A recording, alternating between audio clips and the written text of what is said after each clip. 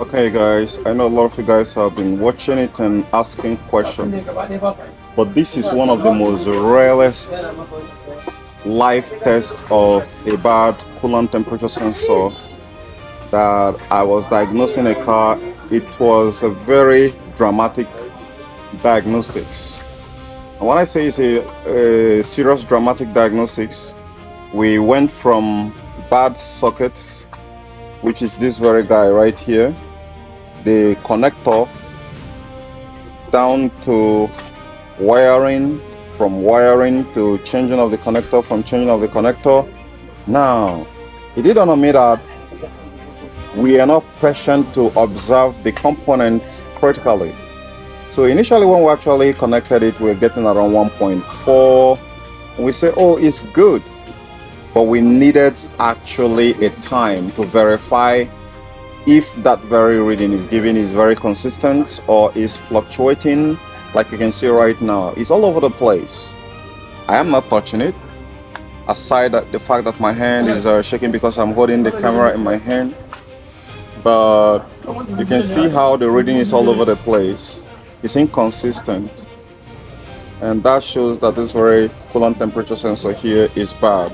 And if you put it in your car, you start having a lot of problems, from engine will not start up first thing in the morning. The car is gonna crank terribly bad before it to start in the morning. It's gonna stall out. They're also gonna start having excessive fuel consumption. We're also gonna start having a poor throttle response.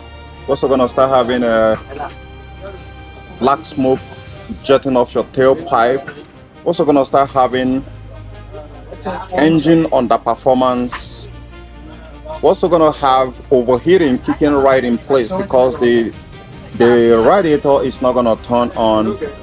There is a whole conglomerate of what this very reading which you're seeing, inconsistency which you're seeing right here, actually interprets to the ECU.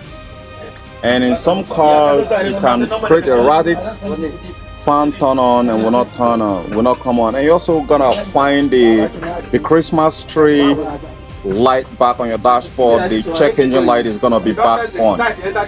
So that's a whole host of problems that you're gonna be seeing when you have a bad coolant temperature sensor in your car. So guys, this is your Tech Ops guys. See you in the comment section. Don't forget to like, subscribe, and comment. Even not for any other thing, for the algorithm, because that's another better way to say thank you. In the comment section. Like I said, over my 13 years of fixing different car make and model, this is the first time I'm actually coming across this data like this. So it's very rare. We have another coolant temperature sensor inside the system.